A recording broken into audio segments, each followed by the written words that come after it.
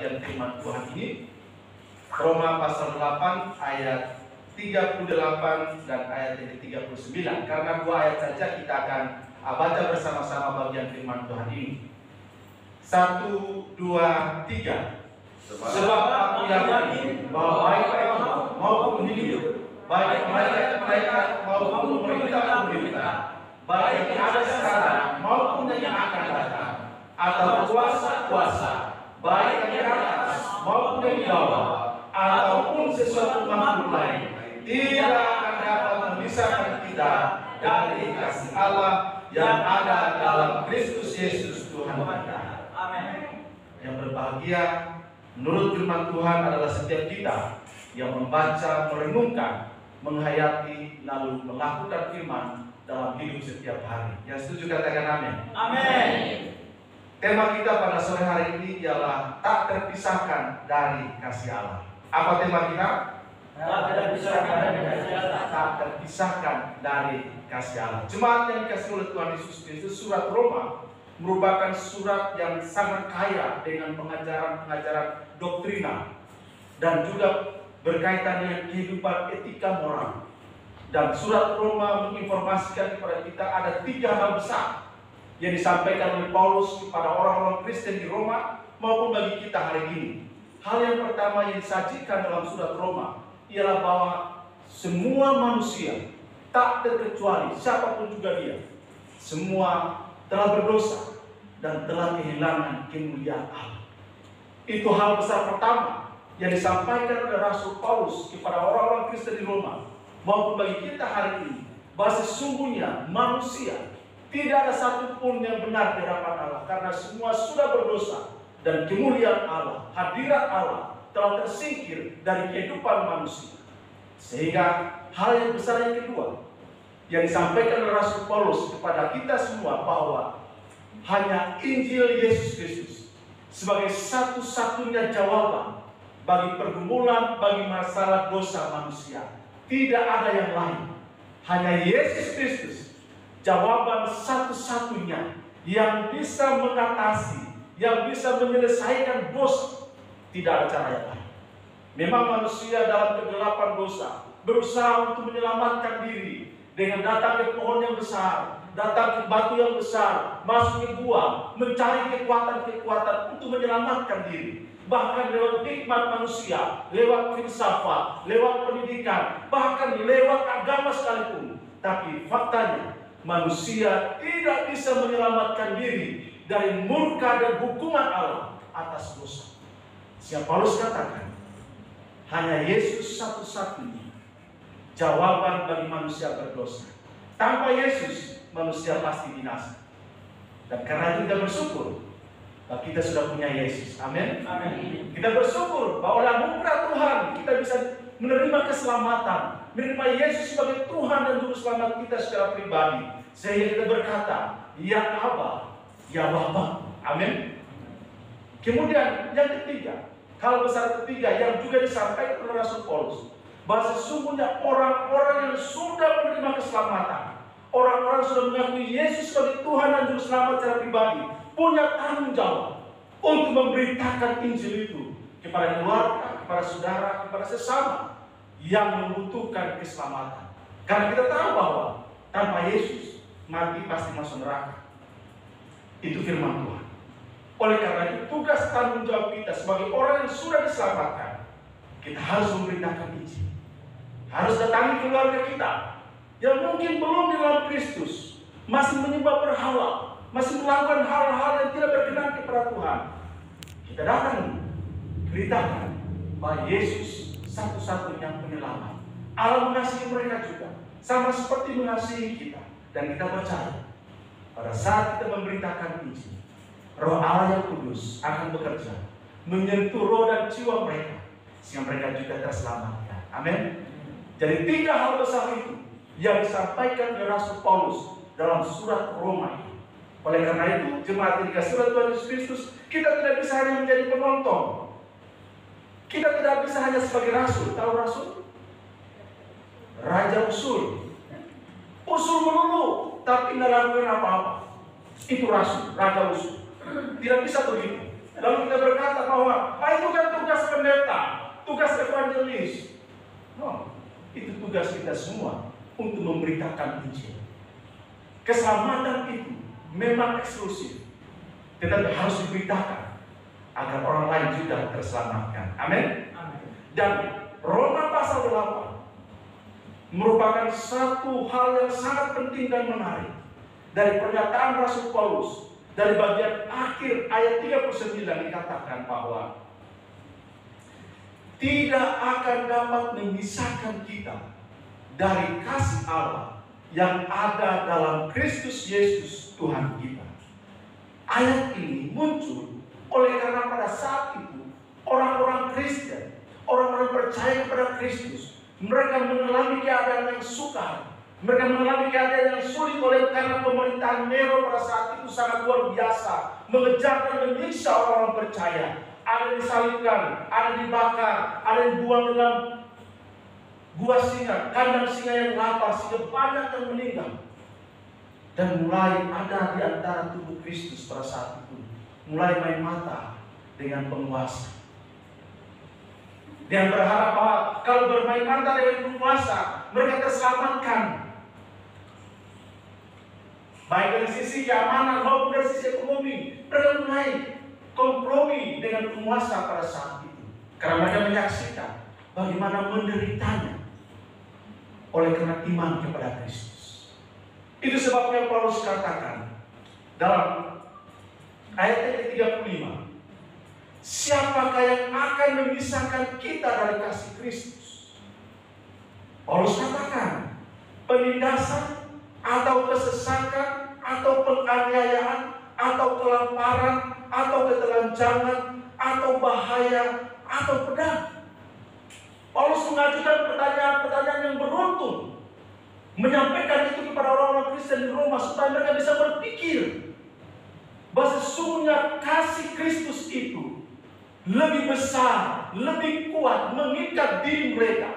Apapun kesukaran, kesulitan yang mereka harus hadapi, semuanya itu tidak lebih hebat dari kasih Kristus yang mengikat dan menyelamatkan mereka. Makanya Paulus bertanya, adakah yang lebih dari itu? Penderitaankah, penganiayaankah, ketelanjangankah, kemiskinankah? Apakah semuanya itu bisa memisahkan kita dari kasih Kristus? Paulus katakan, seperti ada tertulis, oleh karena engkau, kami ada dalam bahaya maut sepanjang hari. Kami telah dianggap sebagai domba-domba sembelihan. Paulus mengakui bahwa dalam praktek hidup mengikut Kristus, ibarat domba. Tahu domba? Jarang kita lihat domba di Jakarta ya. Tapi domba, Paulus katakan, kami seperti domba sembelihan. Domba itu tidak berdaya. Satu-satunya pertahanan domba itu adalah pemilik gembala. Itulah pertahanan domba satu-satunya. Karena dirinya lemah, dirinya terbatas, tidak mampu. Tidak ada yang bisa diandalkan oleh domba. Satu-satunya yang bisa diandalkan, satu-satunya yang bisa diharapkan hanyalah gembala. Makanya Mazmur 23 yang kita baca tadi, Tuhan adalah gembalaku, takkan kekurangan aku. Lalu kita baca dalam Injil Yohanes pasal 10, kita menemukan di sana bahwa Yesus katakan, akulah gembala yang baik, dan aku menyerahkan nyawaku bagi domba-domba. Cuma yang dikasih oleh Tuhan Yesus Kristus. Oleh karena Kristus, Paulus mengalami berbagai macam situasi yang tidak menyenangkan. Sejarah gereja menunjukkan kepada kita bahwa banyak orang percaya yang mengalami siksa, aniaya. Para misionaris ada yang dihukum, ada yang dipenggal kepalanya, ada yang dipenjarakan. Dan hari ini kita menyaksikan MKC masuk penjara oleh karena memberitakan kebenaran. Dan itu akan terus berlangsung dalam kehidupan orang percaya. Paulus katakan, bagaikan domba sembelihan oleh karena Kristus. Jemaat yang dikasihi oleh Tuhan Yesus Kristus. Tetapi kabar baik, walaupun ada bahaya, ada ancaman, ada hal-hal yang membuat kita bisa undur dari iman. Paulus katakan, tidak akan ada yang bisa memisahkan kita dari kasih Allah yang ada dalam Kristus Yesus. Amin. Pertanyaannya mengapa? Mengapa tidak bisa dipisahkan dari kasih Allah? Apa alasan kuat sehingga Paulus katakan tidak ada satupun yang bisa memisahkan kita dari kasih Allah yang sudah dibuktikannya dalam Kristus Yesus? Apa alasannya? Hal yang pertama yang saya temukan, yang pertama, kenapa kita tidak terpisahkan dari kasih Allah? Karena kita sudah ditebus dan harganya telah lunas dibayar. Yang setuju katakan amin. Amin. Anda dan saya, kita semua yang ada di rumah, kita semua, kita telah ditebus dan harganya telah lunas dibayar. Gak pakai kredit, cash, lunas dibayar. Ada yang punya handphone? Semua punya handphone? Apakah handphone yang kita punya ini masih milik penjualnya? Tidak lagi kan? Kenapa tidak lagi? Karena sudah lunas dibayar. Sehingga penjual tidak bisa lagi mengambil ini daripada kita. Ini milik kita. Dan buktinya ada catatan. Nah, ini kita sudah beli. Harganya telah lunas dibayar. Sehingga handphone ini sepenuhnya milik kita. Amin. Itu sebabnya di dalam Kristus Dia telah menebus kita dan harganya telah lunas dibayar. Dalam 1 Petrus pasal 1 ayat 18 dan ayat 19. Minta tolong ditayangkan, bisa? 1 Petrus pasal 1 ayat 18 sampai ayat 19. Dikatakan begini. Sebab kamu tahu bahwa kamu telah ditebus dari cara hidupmu yang sia-sia, yang kamu warisi dari nenek moyangmu. Itu bukan dengan barang yang fana, bukan pula dengan perak atau emas, melainkan dengan darah yang mahal, yaitu darah Kristus. Kita baca ulang sama-sama, 1, 2, 3. Sebab kamu tahu bahwa kamu telah ditebus dari cara hidupmu yang sia-sia, yang kamu warisi dari nenek moyangmu. Itu bukan dengan barang yang fana, bukan pula dengan perak atau emas, ayat 19, melainkan dengan darah yang mahal, yaitu darah Kristus, yang sama seperti darah anak domba, yang tak bernoda dan tak bercacat. Amin. Jemaat yang dikasihi oleh Tuhan Yesus Kristus, kita tidak akan pernah terpisahkan dari kasih Allah, karena Allah telah membeli kita, Allah telah menebus kita. Bukan dengan barang yang fana, bukan pakai emas, bukan pakai dolar, bukan pakai rupiah, tapi kita ditebus, kita dibeli pakai darah Kristus, darah anak domba Allah yang tanpa cacat, tanpa celah.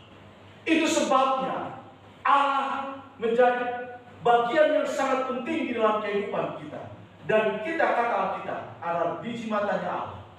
Dan kalau kita adalah biji matanya Allah, maka Allah menjadi pemilik tunggal bagi kehidupan kita. Amin. Jemaat yang dikasihi oleh Tuhan Yesus Kristus, ada satu cerita. Ada hamba Tuhan melayani di pedalaman, suami istri. Lalu mereka pergi di satu tempat pelayanan, diundang untuk melayani.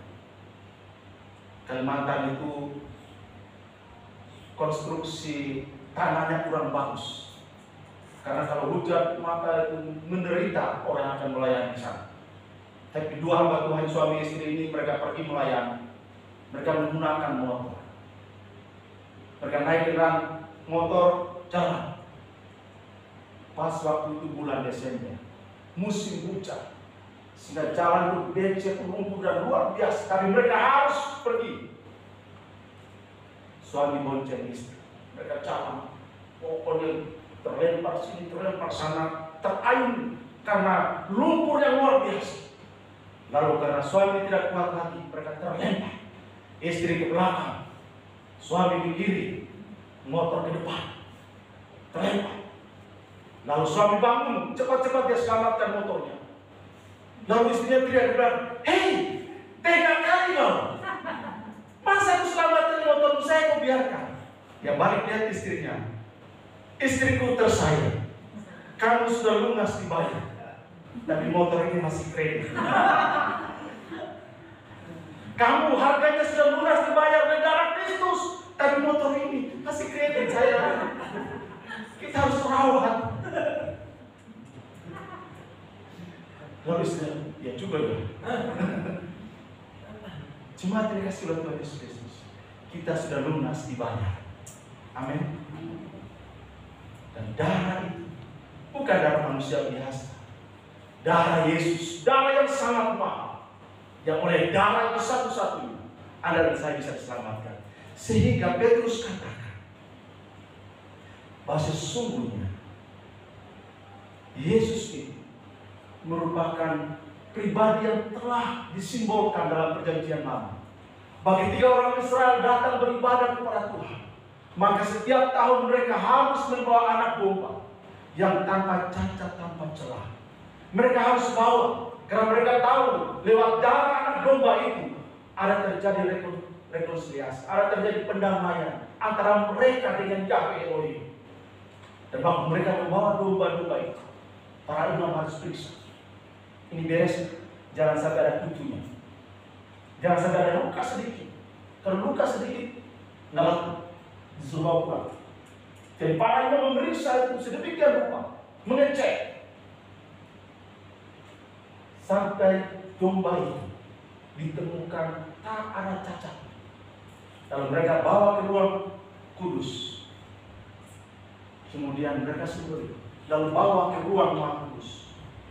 Dan di ruang Maha Kudus itu hanya imam besar yang boleh masuk, dan itu pun ditentukan. Tidak semua orang bisa masuk ke ruang kudus, ruang Maha Kudus. Hanya imam besar.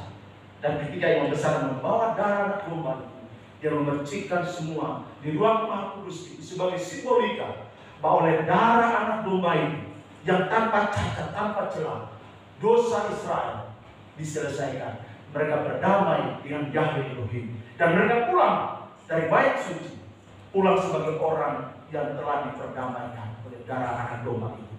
Dan dalam perjanjian baru kita menemukan bahwa Yesus Kristus, anak domba Allah, oleh darahnya sekali untuk selamanya dia menderita di atas kayu salib, darah tercurah, dan setiap orang yang memandang kepada salib itu dan menerima Yesus sebagai Tuhan dan Juru Selamat secara pribadi, ia ditebus, harganya lunas dibayar. Sehingga Anda dan saya bersyukur kita sudah dibayar. Amin. Pakai cash darah Yesus. Itu sebabnya jangan pernah mundur dari Kristus.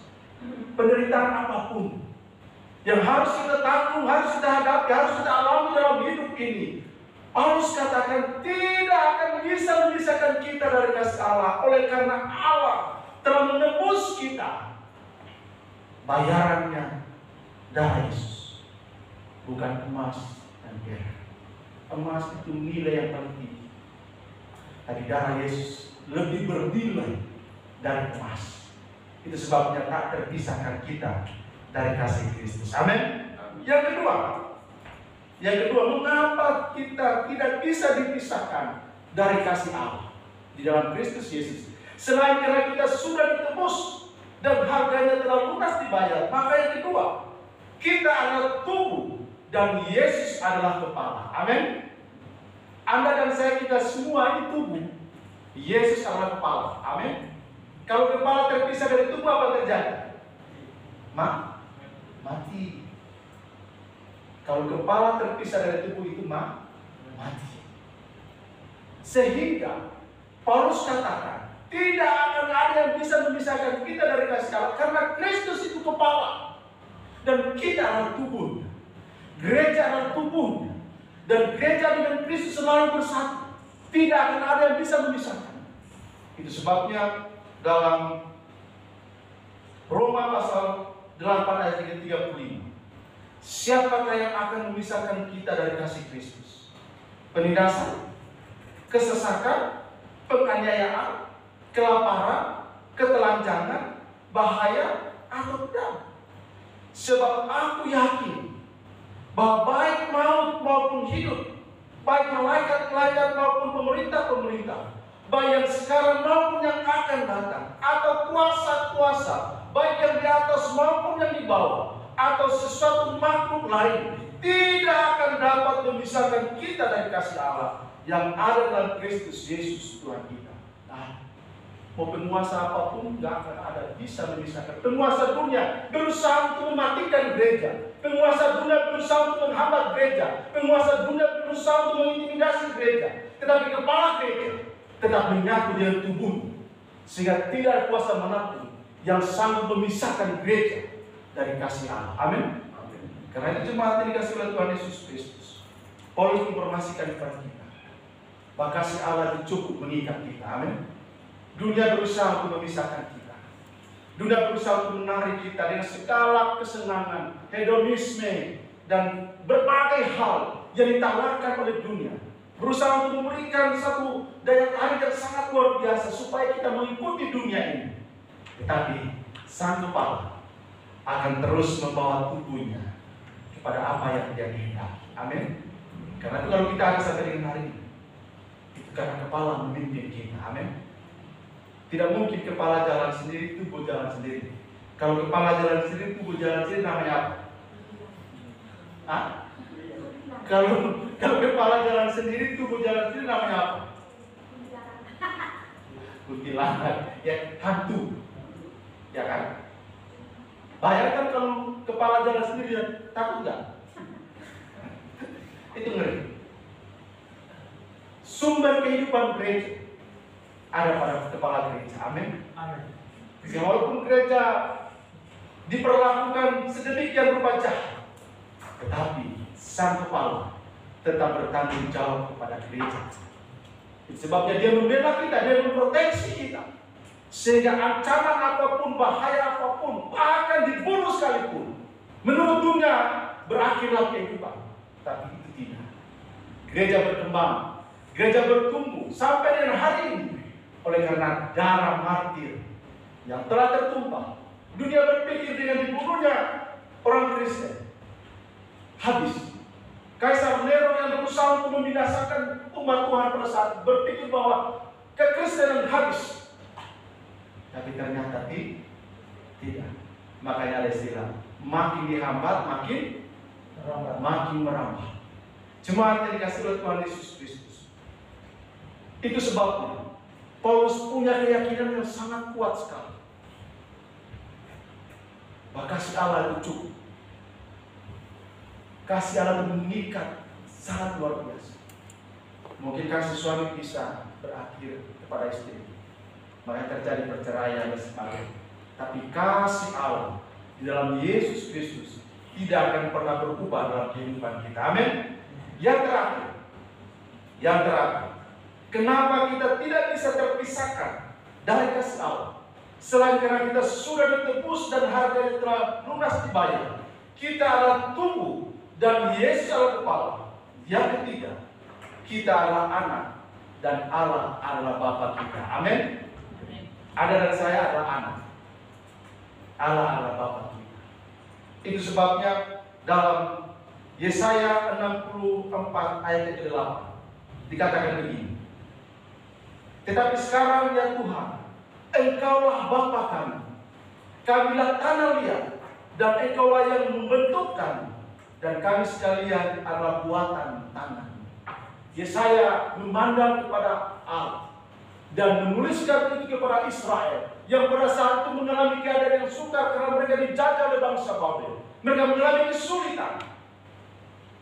Yesaya katakan bahwa Yahweh Elohim, Dia adalah Bapa mereka. Dan Israel adalah tanah liat yang dibentuk oleh Allah. Dan itu sebabnya Yesaya katakan, kalau Yahweh Elohim itu adalah Bapa dan kami buatan tangan, maka Bapa pasti bertanggung jawab kepada anak-anak. Amin. Amin. Lalu dalam Matius pasal yang ke-6 ayat ke-9, dalam doa yang diajarkan oleh Tuhan Yesus, karena itu berdoalah demikian, Bapa kami yang di surga. Hebat sekali ayat ini. Manusia bisa menyapa Sang Pencipta alam semesta, penguasa jagat raya, bisa menyapa dia sebagai Bapa, itu sesuatu yang luar biasa. Karena itu Allah adalah Bapa kita, kita adalah anak-anaknya. Kalau Allah adalah Bapa kita dan kita adalah anak-anaknya, maka sebagai anak apa yang kita dapatkan? Warisan. Sebagai anak kita akan mendapatkan warisan. Betul ya? Siapa punya anak di sini? Ya kan? Semua yang kita usahakan pasti turun kepada anak. Nggak mungkin kasih ke orang lain. Nggak mungkin. Itu secara jasmani. Secara rohani, kita punya harta rohani yang disiapkan oleh Allah dalam kerajaan surga. Dan itu diberikan pada waktunya bagi Anda, bagi saya, bagi kita semua. Karena itu, jemaat yang dikasihi oleh Tuhan Yesus Kristus, mari kita sama-sama melihat diri kita. Kita adalah anak, Allah adalah Bapa kita. Sebagai Bapa, Dia bertanggung jawab atas hidup kita. Amin. Dia sangat bertanggung jawab atas kehidupan kita anak-anaknya. Dan tidak pernah Dia meninggalkan dan melupakan anak-anaknya. Sekalipun anak-anaknya melupakan Dia, sekalipun anak-anaknya tidak taat kepada Dia, sekalipun anak-anaknya memberontak kepada Dia, sekalipun anak-anaknya tidak setia kepada Dia, Dia Bapa yang sangat baik, yang tetap setia kepada kita. Dia akan terus mengasihi kita dan akan terus membimbing, membawa kita kembali untuk menjadi anak-anak yang setia, anak-anak yang taat, anak-anak yang menghormati bapaknya. Amin. Itu sebabnya dalam budaya-budaya, anak itu selalu menghormati orang tua. Betul nggak? Dalam budaya Tionghoa, dalam budaya Ambon, dalam budaya Timur, dalam budaya Nias, anak-anak itu selalu menghormati orang tuanya. Amin. Karena ada janji di sana bahwa siapapun yang menghormati orang tuanya, umur panjang diberikan. Amin.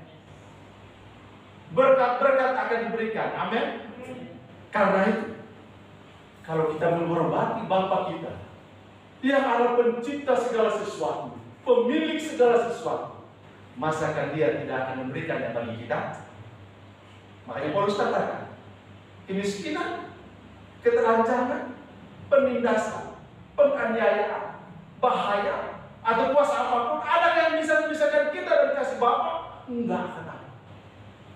Itu sebabnya Paulus dengan sebuah keyakinan yang pasti, dia katakan, makhluk apapun itu, setan, iblis, jin, apapun itu, tidak akan bisa memisahkan kita dari kasih Allah yang ada dalam Kristus Yesus. Amin. Kiranya tiga hal ini memberikan kepastian kepada kita bahwa sesungguhnya Anda dan saya, kita semua, baik yang ada di tempat ini maupun yang ada di rumah, kita menjadi pusat perhatian Allah kita. Dan karena itu, kita tidak akan terpisahkan dari kasih Allah. Karena kita sudah ditebus, harga telah lunas dibayar. Dialah kepala dan kita adalah tubuh. Dialah Bapa kita dan kita adalah anak-anaknya. Sehingga tidak ada satu apapun yang bisa memisahkan kita dari kasih-Nya yang sempurna. Amin. Kita berdoa.